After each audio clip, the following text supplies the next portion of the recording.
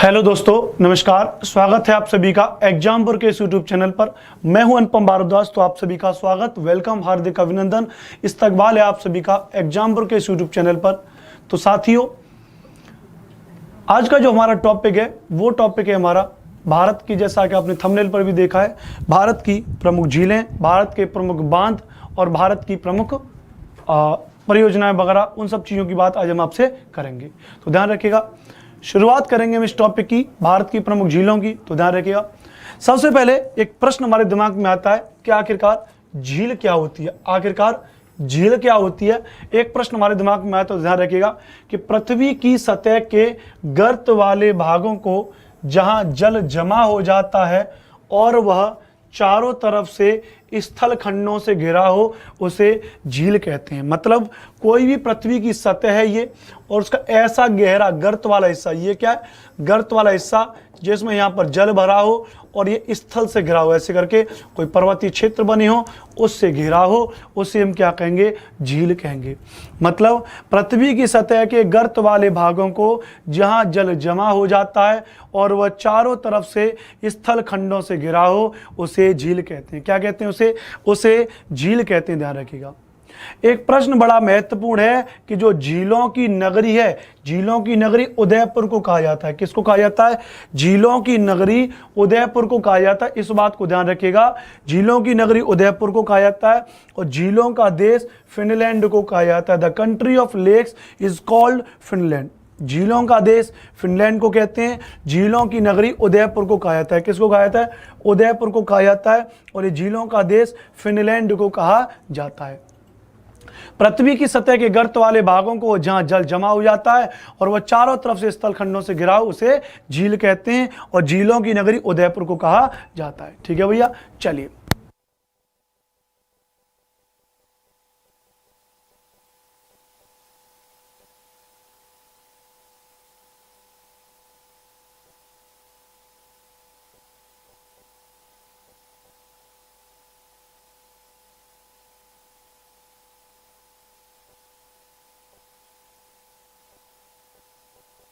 ठीक है भैया, तो झीलों का देश फिनलैंड को कहते हैं। आगे बात करेंगे, यहां तक आप इसको समझ लेंगे, यहां तक आप इसका स्क्रीनशॉट ले लेंगे, यहां तक आप इसका स्क्रीनशॉट ले लेंगे। ठीक है भैया, चलिए नेक्स्ट क्वेश्चन की बात करेंगे। यहां पर नेक्स्ट में हम यहां पर ये समझेंगे, नेक्स्ट में हम समझेंगे यहां पर कि झीलों के प्रकार के बारे में बात करेंगे कि झील मुख्यतः 6 प्रकार की होती है। कितनी होती है?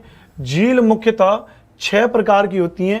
जैसे नंबर 1 होती है विवर्तनिकी झील, नंबर 2 होती है गोखुर झील, नंबर 3 होती है लैगून या अनूप झीलें, नंबर 4 होती है ज्वालामुखी झील या लावा निर्मित झील, नंबर 5 है वायु द्वारा निर्मित झीलें, वायु द्वारा निर्मित झीलें, नंबर 6 हिमानी द्वारा निर्मित झीलें। तो झीलें 6 प्रकार की होती हैं। जैसे विवर्तनिक झीलों का मतलब है ऐसी झीलें जिसको बनने में प्लेट विवर्तन की सिद्धांत का योगदान रहा, विवर्तनिक क्रिया का प्रभाव उन पर पड़ा, वो विवर्तनिक झील हो जाएंगी। गोखुर झील, लैगून झील ऐसी ज्वालामुखी, वायु के अपवाह के द्वारा निर्मित झीलें, हिमानी द्वारा निर्मित झीलें। एक एक झील के बारे में विस्तार से बात करेंगे, एक एक को विस्तार से पढ़ेंगे। आप यहाँ तक इसका स्क्रीनशॉट ले लेंगे, फिर उसके बाद हम आगे बात करेंगे, उसके बाद हम यहाँ पर आगे बात करेंगे। तो ये आपके सामने, ये आपके सामने। ठीक है भाई, नेक्स्ट समझेंगे, यहाँ पर नेक्स्ट समझेंगे। अब सबसे पहले समझेंगे विवर्तनिक झीलें। क्या समझेंगे? विवर्तनिक झील समझेंगे कि विवर्तनिक झील क्या है। इस प्रकार की झीलों का निर्माण प्लेटों के आपस में टकराने से होता है। किससे होता है? इस प्रकार की झीलों का निर्माण प्लेटों के आपस में टकराने से होता है। इसके तहत पृथ्वी का धरातल धंस जाएगा या ऊपर उठ जाएगा, जैसे कश्मीर की वुलर झील, वुलर लेक इन कश्मीर। तो tectonic lake are formed by 2 plates convergent, यानी जो टेक्टोनिक लेक हैं वो बनती हैं 2 प्लेट कन्वर्जेंट, 2 प्लेटों के आपस में टकराने से। अब ये झील जो आप देख रहे हैं, ये झील जो आप यहाँ पर ये झील देख रहे हैं, ये झील उदाहरण है हमारी किसकी? टेक्टोनिक लेक का उदाहरण है। किसका उदाहरण? टेक्टोनिक झील का उदाहरण है। किसका उदाहरण है ये? तो ये टेक्टोनिक झील का उदाहरण है। कौन सी? ये वाली झील। तो विवर्तनिक झील का एक उदाहरण हो जाएगा जैसे कश्मीर की वुलर झील। उम्मीद है यहाँ तक आपको ये सब बात समझ में आ गई होगी, यहाँ तक ये बात कुछ समझ में आ गई होगी। ठीक है भैया, चलिए सभी लोग यहाँ पर पढ़ने पे ध्यान देंगे, कोई आपस में फालतू बातें कमेंट नहीं करेगा। कमेंट मत करिए दोस्त, टॉपिक थोड़ा सा बड़ा है इसलिए कोई कमेंट कोई जवाब तलाब नहीं होगा, इसलिए आप यहाँ पर पढ़ लीजिए। ठीक है भैया, चलिए एक बार सभी लोग सेशन को लाइक शेयर जरूर करेंगे। विवर्तनिक झीलें आपके सामने हैं। नेक्स्ट पॉइंट की बात करेंगे। यहाँ पर नेक्स्ट पॉइंट क्या है? विवर्तनिक के बाद बात करेंगे नंबर 2 पर। नंबर 2 पर हम बात करेंगे गोखुर झील को लेकर के बात करेंगे। किसको लेकर के बात करेंगे? गोखुर झील को लेकर के बात करेंगे। ठीक है भैया, सभी को नमस्कार, सभी को राम राम, राधे श्याम। तो गोखुर झील, इन झीलों का निर्माण नदी के विसर्पण के दौरान होता है। कब होता है? इन झीलों का निर्माण नदी के विसर्पण के दौरान होता है। ये देखने में गाय के खुर के जैसे लगती हैं, इसलिए इन्हें गोखुर झील कहते हैं। इसलिए इन्हें क्या कहते हैं? गोखुर झील कहते हैं। जैसे कानवर झील बिहार, कानवर लेक इन बिहार, यानी गोखुर झील का मतलब है जो देखने में गाय के खुर की जैसे लगती है। जैसे विसर्पण का मतलब तो ये नदी क्या कर रही है?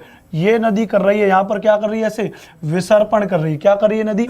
ये नदी यहाँ पर कर रही है विसर्पण कर रही है। लेकिन अगर आप यहाँ पर ध्यान से अगर देखें, इस आकृति को अगर आप ध्यान से यहाँ पर देखें तो ये आकृति आपको ऐसी लगेगी जैसे गाय के खुर की जैसी आकृति है। इसीलिए हम इसको क्या कह देते हैं? इसीलिए हम इसको यहाँ पर गोखुर झील कह देते हैं। क्या कहते हैं? गोखुर झील कह देते हैं। These lake are formed during river diffusion and these lakes look like a cow hoof, so they are called गोखुर लेक। इसलिए हम इसको क्या कहते हैं? इसीलिए हम इसको गोखुर झील कहते हैं। तो गोखुर झील, इन झीलों का निर्माण नदी के विसर्पण के दौरान होता है। ये देखने में गाय के खुर के जैसी लगती हैं, इसलिए इन्हें गोखुर झील कहते हैं। जैसे कानवर झील बिहार, जैसे कानवर झील बिहार इसका सही उत्तर हो जाएगा। कानवर झील बिहार इसका सही उत्तर हो जाएगा। आगे जिसकी बात करेंगे, आगे जो झील है हमारी वो झील है लैगून झील या अनूप झील। क्या? लैगून झील या अनूप झील। कौन सी? लैगून झील या अनूप झील इसका उदाहरण है। कौन सा? लैगून झील या अनूप झील इसका उदाहरण है। तो इन झीलों का निर्माण समुद्री जल के कुछ भाग का मुख्य जल से अलग हो जाने से होता है। मतलब समुद्री जल, जो समुद्र के जल है उसका कुछ भाग समुद्र से अलग हो जाए। मान लेते हैं ये समुद्री क्षेत्र है, यहाँ पर इस समुद्री क्षेत्र में इस तरीके से पानी भरा हुआ है। अब इसका ये वाला हिस्सा, अब इसका ये बीच वाला हिस्सा, जैसे मैं मान लूँ इसका बीच वाला हिस्सा, यहाँ पर ये वाला हिस्सा, इतना पानी का हिस्सा इससे अलग हो गया और यहाँ पर बीच में कुछ अवसाद जमा हो गया। ऐसे करके कुछ अवसाद जमा हो गया, ये इससे पानी से यहाँ पर ऐसे जुड़ा हुआ है। तो देखा जाए तो अलग तो हो गया। तो ये जो हिस्सा जो अलग हो गया इसको हम कहते हैं लैगून झील। क्या कहते हैं? लैगून झील। क्या कहते हैं? लैगून झील, या इसी को कहते हैं अनूप झील। इसी को क्या कहते हैं? अनूप झील कहते हैं। तो लैगून झील या इसी को क्या कहते हैं हम? अनूप झील कहते हैं। तो कह सकते हैं इन झीलों का निर्माण समुद्री जल के कुछ भाग का मुख्य जल से अलग हो जाने से होता है। इन्हें कयाल भी कहते हैं। क्या कहते हैं? इन्हें कयाल भी कहते हैं। ये झीलें समुद्री तटीय क्षेत्रों में पाई जाती हैं। कहाँ पर पाई जाती हैं?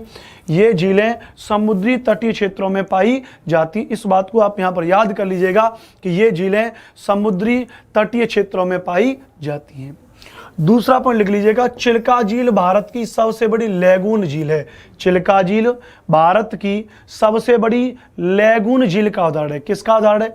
चिल्का झील भारत की सबसे बड़ी लैगून झील है। ध्यान रखिएगा, भारतीय नौसेना का प्रशिक्षण केंद्र इसी झील पर स्थित है। भारतीय नौसेना का प्रशिक्षण केंद्र इसी झील पर स्थित है। कौन सी झील पर स्थित है? चिल्का झील पर स्थित है। किस पर स्थित है? चिल्का झील पर स्थित है भारतीय नौसेना का प्रशिक्षण केंद्र। तो भारतीय नौसेना का प्रशिक्षण केंद्र इसी झील पर स्थित है। किस झील पर? चिल्का झील पर स्थित है भारतीय नौसेना का प्रशिक्षण केंद्र। ठीक है साथी मेरे, आगे बात करेंगे। यहाँ तक उम्मीद है आपको यहाँ तक ये बात समझ में आई होगी। अगर यहाँ तक समझ में आ रहा है तो एक बार सभी लोग कमेंट कर दीजिए। यहाँ तक अगर आपकी सब कुछ बातें समझ में आ रही हैं तो एक बार सभी लोग यहाँ पर कमेंट कर सकते हैं। ठीक है साथी मेरे, चलिए आगे बात करेंगे। तो एक तो ये बात होगी साहब, यहाँ पर हमारी लैगून झील के बारे में बात होगी। किसके बारे में बात होगी? लैगून झील के बारे में बात होगी। अब बात करेंगे, अच्छा वापस से आ गया, ये है हमारी लैगून झील। ये हमारी क्या भैया, ये हमारी लैगून झील। कैसे, ये आप यहां पर देख रहे हैं, ये पूरा का पूरा आप देख रहे हैं, ये पूरा का पूरा अनंत आकाश है, क्या है, समुद्र है। ये क्या हमारा समुद्र का पानी है, ये क्या हमारा समुद्र पानी है, क्या है, समुद्र पानी। लेकिन इस समुद्र के पानी से, इस समुद्र के पानी से, ये आप देख रहे हैं, ये कोई भी अवसाद सेडिमेंट हो सकता है। तो अवसाद और सेडिमेंट ये यहां से बह करके ये ऐसे, ये पतली सी आकृति में, ये यहां पर ऐसे करके ये अवसाद यहां पर जम गया। क्या जम गया, अवसाद जहां पर जम गया, इस अवसाद के जमने से ये पानी इस पानी से अलग हो गया, दोनों अलग अलग हो गए, सेपरेट हो गए दोनों। और जब ये दोनों सेपरेट हो गए तो ये जो हिस्सा है इसे हम कहते हैं कयाल झील कहते हैं।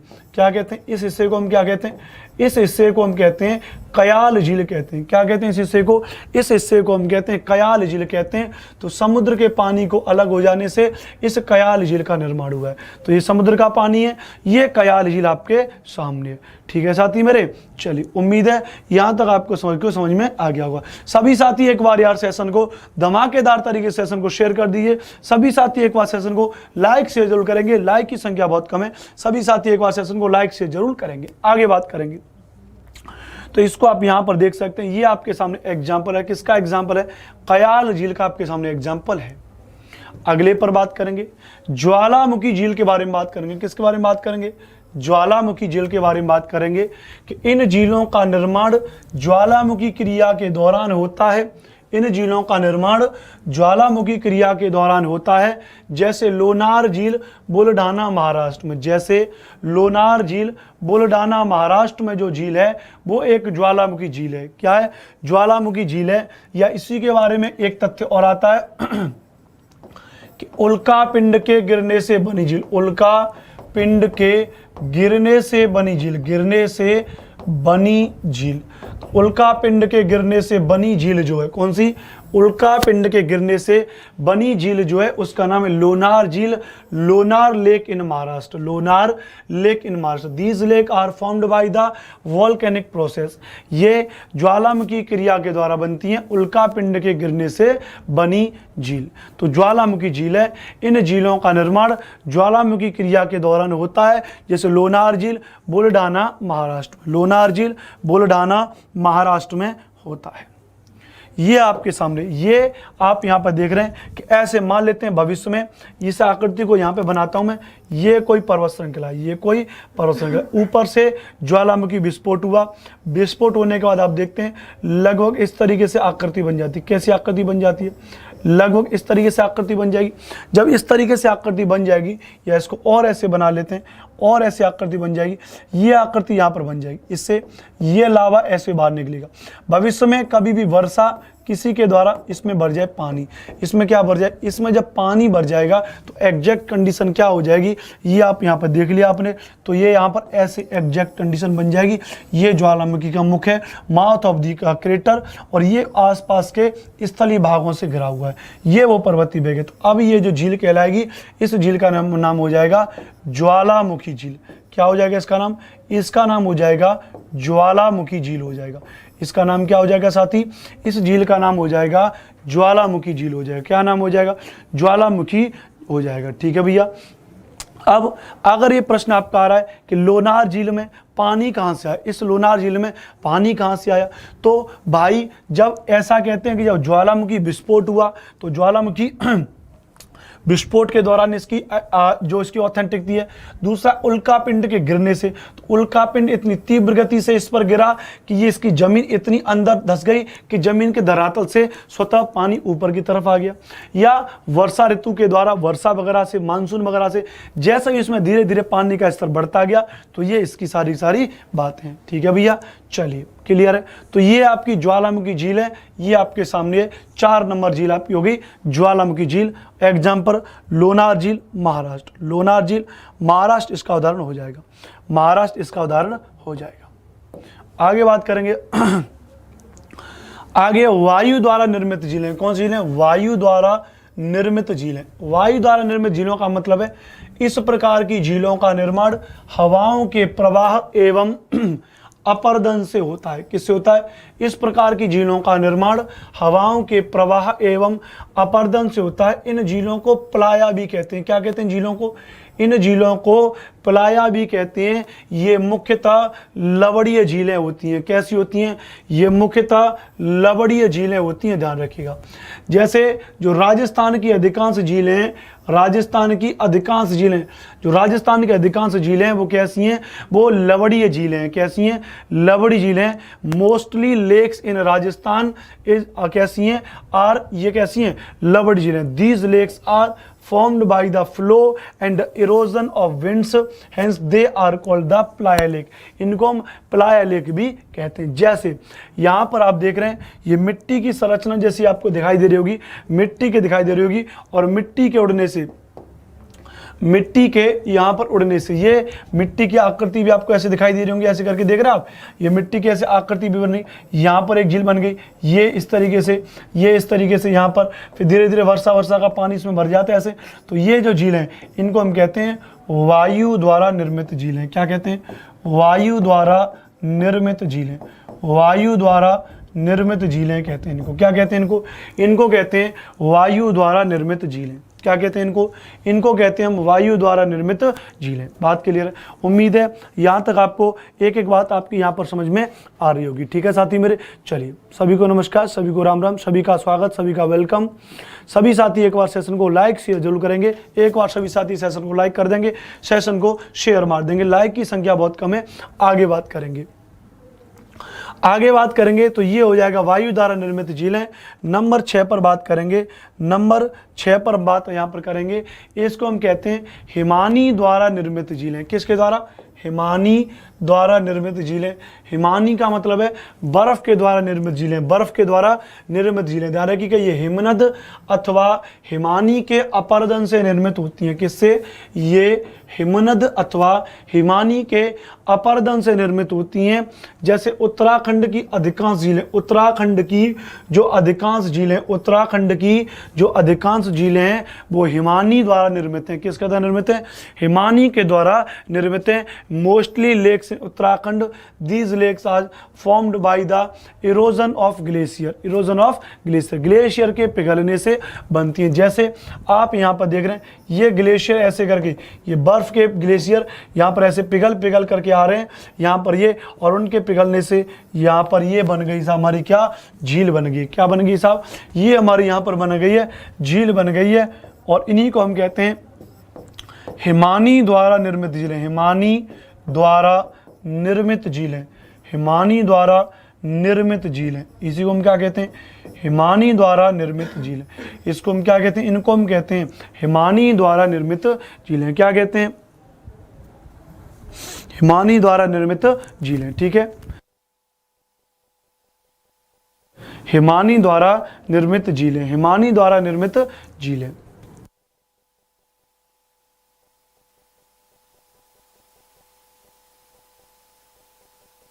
ठीक है भैया, हिमानी द्वारा निर्मित झीलें ये हिमनद अथवा हिमानी के अपर्दन से निर्मित होती हैं। उत्तराखंड की अधिकांश झीलें हैं, ये आपके सामने हो जाएगा हिमानी के द्वारा निर्मित झीलें। तो हिमानी के द्वारा निर्मित झीलों में ये आपके सामने उदाहरण हो जाएगा। तो उत्तराखंड की अधिकांश झीलें कैसी हैं? तो ये हिमानी के द्वारा निर्मित झीलें। उम्मीद है आपको ये बात आपको यहाँ पर जरूर समझ में आई होगी कि ये जो हमारी कैसी हैं? हिमानी के द्वारा निर्मित झीलें। उसके अलावा हिमानी के द्वारा निर्मित झीलों के अलावा यहाँ पर वायु द्वारा निर्मित झीलें। वायु द्वारा निर्मित झीलों के अलावा ज्वालामुखी के द्वारा निर्मित झीलें। उसके अलावा ये प्लाया झीलें, लैगून झील, लैगून के बाद गोखुर झील, गोखुर के बाद विवर्तनिक झील, विवर्तनिक झील, और विवर्तनिक झील के बाद ये हमारी 6 प्रकार की झीलों के नाम। तो झीलों के प्रकार। अब हमने 6 प्रकार की झीलें तो पढ़ ली, 6 प्रकार की झीलें तो हमने पढ़ ली। अब हम इसमें पढ़ेंगे कि भारत में कौन कौन सी झीलें कहाँ पर पाई जाती हैं। भारत में कौन कौन सी झीलें कहाँ पर पाई जाती हैं, इसके बारे में बात करेंगे। जैसे यहाँ पर हम बात करेंगे कुछ महत्वपूर्ण झीलों के बारे में कि कौन कौन सी महत्वपूर्ण झीलें, जैसे जिनके बारे में बात करेंगे कि यहाँ पर जैसे हिमाचल प्रदेश की झीलें, हिमाचल प्रदेश की झीलें, तो हिमाचल प्रदेश में कुछ झीलें पाई जाती हैं जैसे भृगु, जैसे मक्षियाल, जैसे रेणुका, जैसे सूरजताल, जैसे चंद्रताल, जैसे खज्जियार झील। कौन सी? खज्जियार झील। तो इनको आप यहाँ पर याद कर लेंगे, इनको आप यहाँ पर याद कर लेंगे। क्या कर लेंगे? इनको आप यहाँ पर याद कर लेंगे कि यहाँ पर कौन कौन सी झीलें, यहाँ पर कौन कौन सी झीलें, जैसे भृगु, मक्षियाल, रेणुका, सूरजताल, चंद्रताल, खज्जियार। ठीक है भैया, चलिए। तो ये सारी बातें हिमाचल प्रदेश की झीलें। दूसरा, उत्तराखंड की झीलें। कौन सी? उत्तराखंड की झीलें। तो नैनीताल, डोडीताल, भीमताल, नौकुचिया ताल। नैनीताल, डोडीताल, भीमताल, नौकुचिया ताल हो जाएगी। इसमें क्या हो जाएगा? इसमें इसके ये उत्तर हो जाएंगे। क्या हो जाएंगे इसमें? नैनीताल, डोडीताल, भीमताल, और भीमताल के बाद नौकुचिया ताल। उसके बाद हो जाएगी इसमें देवताल। कौन सी हो जाएगी? देवताल हो जाएगी। कौन सी हो जाएगी इसमें? देवताल हो जाएगी। कौन सी हो जाएगी? देवताल, खुरपाताल, राकसताल, मालाताल। कौन सा? मालाताल। और हो जाएगी सात ताल। कौन सी? सात ताल हो जाएगी। ध्यान रखिएगा, कौन सी हो जाएगी? सात ताल हो जाएगी। कौन सी हो जाएगी? सात ताल।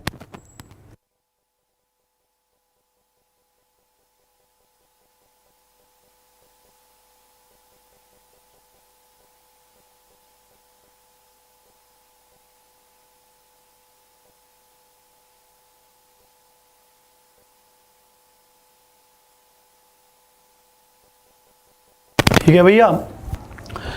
अब इसमें एक झील है जिसका नाम है सात ताल झील। कौन सी? सात ताल। तो इसे प्रवासी पक्षियों का स्वर्ग कहा जाता है। इसे क्या कहा जाता है? इसे प्रवासी पक्षियों का स्वर्ग कहा जाता है। सभी को नमस्कार, सभी को राम राम।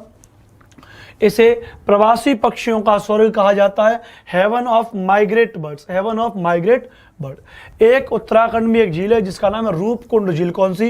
रूपकुंड झील। इसे नर कंकाल झील या रहस्यमय झील कहते हैं। क्या कहते हैं इसे?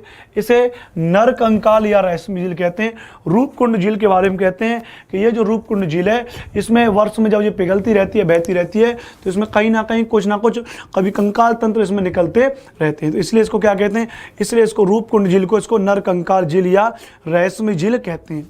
उसके बाद है हरियाणा की झीलें। कौन सी? हरियाणा की झीलें। जैसे हरियाणा में एक प्रमुख झील है, इसका नाम है सूरजकुंड झील। कौन सी? हरियाणा में एक प्रमुख झील है सूरजकुंड झील। चंडीगढ़ की झील में, चंडीगढ़ में सुखना झील। कौन सी? सुखना झील कहाँ पर है? चंडीगढ़ में सुखना झील। कौन सी? सुखना झील। मध्य प्रदेश की झीलों में जैसे भोज झील है, भोपाल में पड़ती है। क्या? भोपाल में एक झील पड़ती है जिसका नाम है भोज झील। कौन सी? भोज झील कहाँ पर है? भोपाल में, है ना। हो सकता है नीचे पट्टी की वजह से आपको दिखाई नहीं दे रहा हो, तो यहाँ पर नीचे लिखा हुआ है, मैं यहाँ लिख दे रहा हूँ एमपी में। तो मध्य प्रदेश में एक झील है जिस झील का नाम है भोज झील। कौन सी? भोज झील है मध्य प्रदेश में, जो कहाँ पर है? जो हमारे भोपाल में। कौन सा? भोपाल में। सुना है ना राजा भोज और गंगू तेली की कहानी सुनी है? तो जी हाँ, ये वही भोज है, उसी के नाम पर ये भोज है, उसके नाम पे नहीं है, मतलब नाम भोज है। ठीक है, चलिए। तो राजा भोज या गंगू तेली। ठीक है भैया, समझ में आ गया भी यहाँ तक? तो ये सारी बातें। अरे बोलो हाँ या ना? क्लियर है? क्लियर है? जल्दी से बताएंगे। आजा भाई, तुझे क्या हो गया? ठीक है भैया, आगे बात करेंगे। आगे बात को यहां पर समझेंगे कि राजस्थान की झीलें। किसकी बात करेंगे? राजस्थान की झीलें के बारे में बात करेंगे। तो राजस्थान की जो प्रमुख झीलें, जैसे राजसमंद, जैसे जयसमंद, जैसे नक्की, जैसे सांबर। तो ये चार झीलें हैं, राजसमंद, जयसमंद, नक्की, सांबर झील। राजसमंद, जयसमंद, नक्की, सांबर झील कहाँ पर है? राजस्थान की झीलें। कहाँ पर है? राजस्थान की झीलें। भारत के 60% नमक का उत्पादन इन्हीं से होता है। भारत के 60% नमक का उत्पादन इसी से होता है। कहाँ से होता है? तो भारत के 60% नमक का उत्पादन होता है यहीं से। तो फतेह सागर, लूनकरसर, डिडवाना, पिछौला, आना सागर, कुचावन, पुष्कर, देवर भारत की सबसे बड़ी कृत्रिम खारे पानी की झील। भारत की सबसे बड़ी खारे पानी की झील सांबर झील है, लेकिन भारत की सबसे बड़ी तटीय खारे पानी की झील चिल्का झील है, लेकिन वो दोनों की दोनों प्राकृतिक है। लेकिन भारत की सबसे बड़ी कृत्रिम खारे पानी की झील देवर झील, राजस्थान याद करिएगा। देवर नहीं, देवर। क्या? देवर। भारत की सबसे बड़ी खारे पानी की झील कौन सी है? सांबर झील है। कौन सी है? सांबर झील है। गुजरात की झीलें, गुजरात में दो झीलें हैं, नल सरोवर झील और नारायण सरोवर झील। क्या? नल सरोवर झील और नारायण सरोवर झील। ठीक है भैया,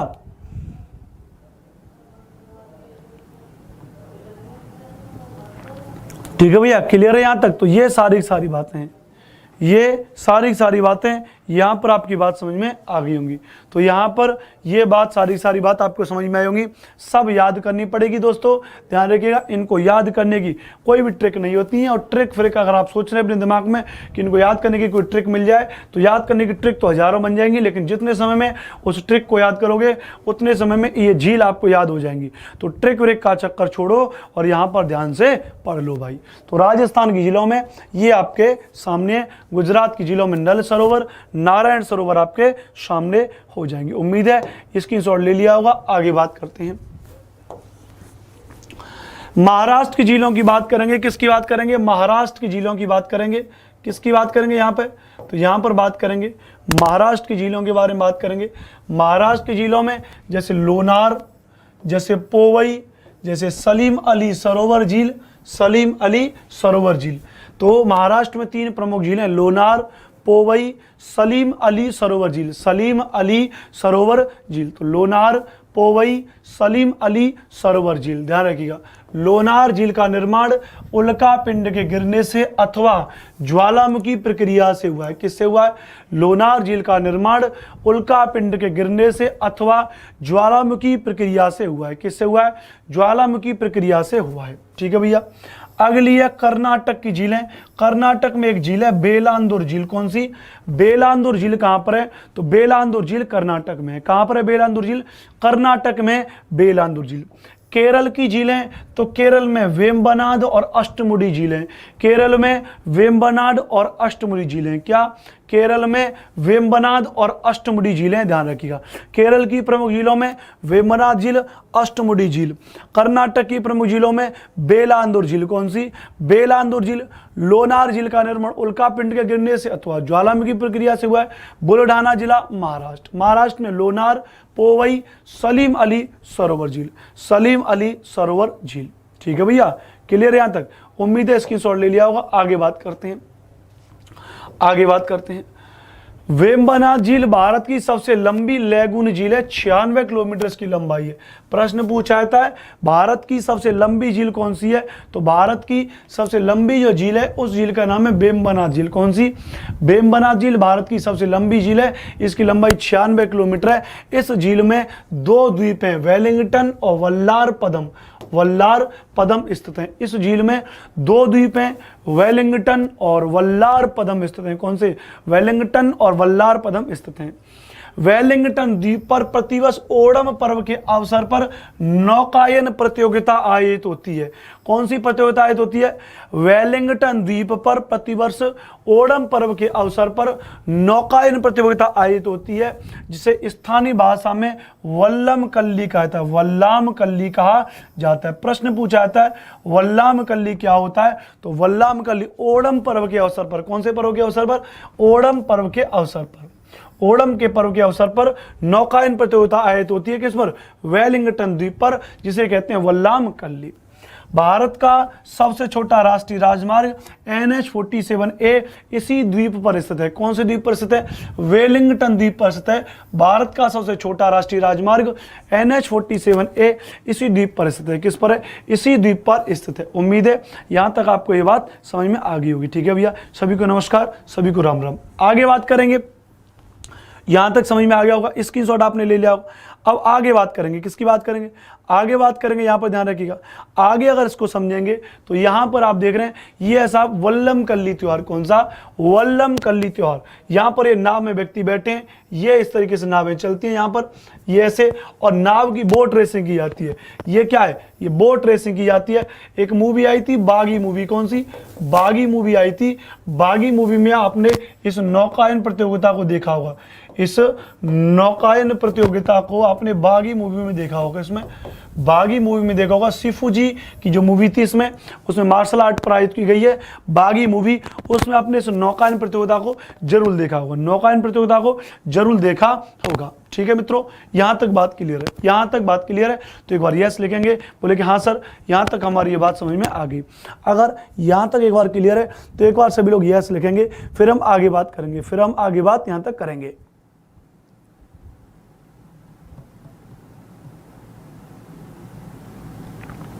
चलिए, ये सारी बात क्लियर है।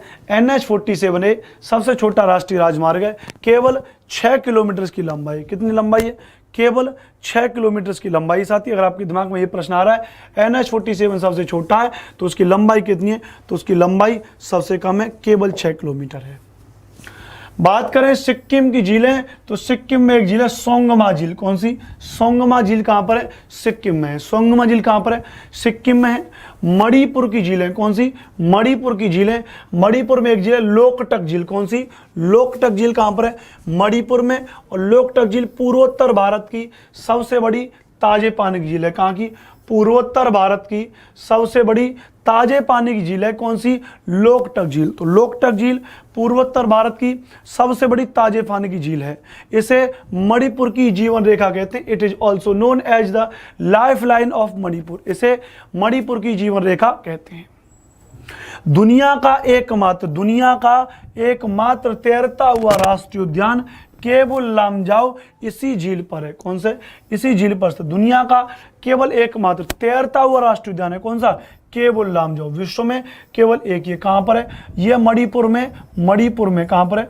मणिपुर में। कौन सी झील में? लोकटक झील में। कौन सी? लोकटक झील में। कौन सी झील में? लोकटक झील में। यह राष्ट्रीय उद्यान संगाई हिरण का प्राकृतिक आवास है, क्योंकि आप जानते हैं कोई भी एक राष्ट्रीय उद्यान होगा वो एक जीव के लिए संरक्षित होगा। तो ये जो केवल लामजाओ जीव ये है, ये किसके लिए संरक्षित है? तो ये संगाई हिरण के लिए संरक्षित है। किसके लिए? संगाई हिरण के लिए संरक्षित है। यहां तक आप इस बात को समझ सकते हैं, यहां पर आप इस बात को समझ सकते हैं। ठीक है साथी मेरे, ये सारी बातें। सभी साथी एक बार सेशन को लाइक शेयर जरूर करेंगे।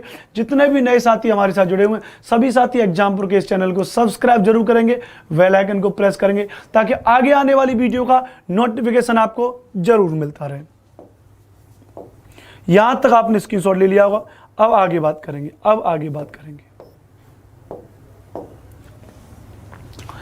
इस झील में तैरते हुए छोटे छोटे द्वीप पाए जाते हैं। कौन सी झील में? लोकटक झील में तैरते हुए छोटे छोटे द्वीप पाए जाते हैं, जिन्हें स्थानीय भाषा में फूमडिस कहते हैं। क्या कहते हैं?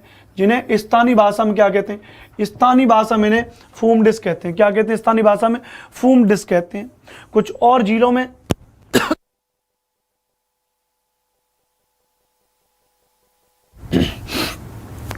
और झीलों में तेलंगाना की झीलें हुसैन सागर, नागार्जुन सागर। आंध्र प्रदेश की झीलों में कोलेरू झील, पुलिकट झील। कोलेरू झील भारत की सबसे बड़ी दलदली झील है। कोलेरू झील भारत की सबसे बड़ी दलदली झील है, जो कृष्णा और गोदावरी नदियों के डेल्टाई क्षेत्रों में स्थित है। कहां पर? जो कृष्णा और गोदावरी के डेल्टाई क्षेत्रों में स्थित है। कोलेरू झील भारत की सबसे बड़ी दलदली झील है। भारत की सबसे बड़ी दलदली झील कौन सी है? कोलेरू झील है। कौन सी है? कोलेरू झील भारत की सबसे बड़ी दलदली झील है। कुछ और झीलें तमिलनाडु की प्रमुख झीलें, तो कोडाई कनाल, काली वैली, स्टेनले झील। कोडाई कनाल, काली वैली, स्टेनले झील। कौन सी? स्टेनले झील, ध्यान रखिएगा। दूसरी बात यहां पर बात करेंगे मिजोरम की झीलों में पाला झील।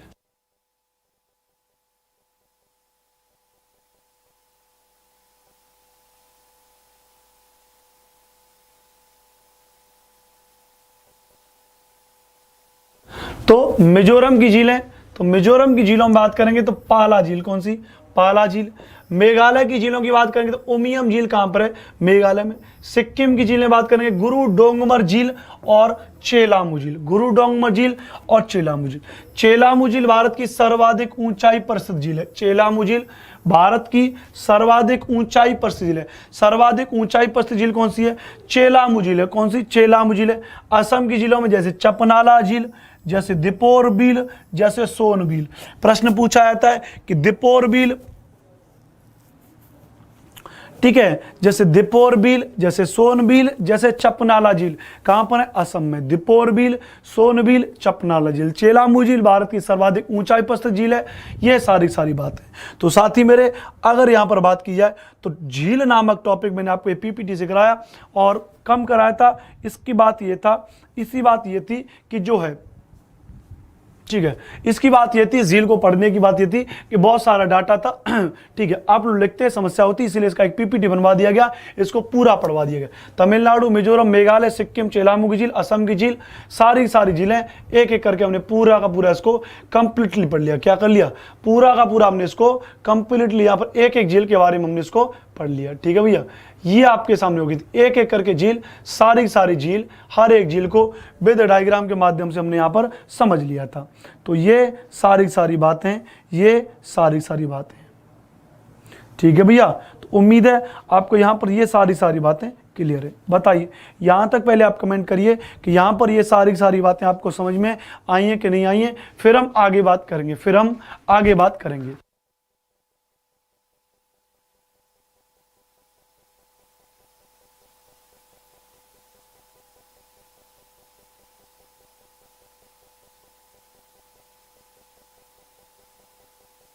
ठीक है भैया। तो ये सारी बातें भैया, यहाँ तक ये सारी बातें क्लियर हैं। तो इससे आगे हमारी मुलाकात फिर नेक्स्ट क्लास में होगी। तो चलिए, तब तक के लिए धन्यवाद, नमस्कार, स्वस्थ रहिए, मस्त रहिए, खुश रहिए, लेकिन ध्यान रखिएगा जीवन में सारी बातें। और आप सभी को होली की बहुत बधाई, बहुत शुभकामनाएं आपको होली की। ये होली आपके लिए बड़ी मंगलमय हो, ऐसी मैं ईश्वर से दुआ करता हूँ, प्रार्थना करता हूँ। आराम से खूब गुलाल लगाई लोगों को। होली का मतलब है पवित्रता। क्या मतलब है? पवित्रता। ऐसा मेरे निजी विचार हैं इस होली पर। जिन लोगों से आपका मनमुटाव है, ऐसा मैंने देखा है। अगर आप लोग गाँव से होंगे तो गाँव में देखा होगा कि जो जौ की फसल होती है, जौ के दाने को भुन करके लोग जौ देते हैं अपने से बड़ों को, छोटों को जौ दे करके उनके पैर छूते हैं। ऐसा मेरे गाँव में देखिए रिवाज है, हमारे गाँव में रिवाज है। उस रिवाज का वास्तव में अर्थ होता है कि हमें क्या करना है, हमें लोगों से अपने संबंधों को बेहतर करना है। तो होली का मतलब है पवित्रता। इस होली पर जिससे भी आपके दिल ना लग रहे हो, जिससे भी आपके लड़ाई झगड़े हो, मनमुटाव हो, उन सभी मनमुटावों को दूर करके होली को मनाइए अच्छे से, एक दूसरे से गले मिलिए, अच्छा खाना खाइए, पढ़ाई करते रहिए, फालतू की बातों में नहीं जाना है, हुरदंग नहीं करना है, घर से बाहर ज़्यादा नहीं जाना है। कोरोना का काल चल रहा है, बहुत ज़्यादा ग्रुपिंग करने की आवश्यकता नहीं है। सबसे अच्छी होली तो वही होती है, घर में बैठ के परिवार के साथ में समय बिताइए, अच्छा खाना खाइए, सभी को मतलब ठीक ठाक तरीके से रहिए। तो चलिए, हमारी मुलाकात नेक्स्ट क्लास में होगी। तो तब तक धन्यवाद, नमस्कार, जय हिंद, जय भारत, थैंक यू।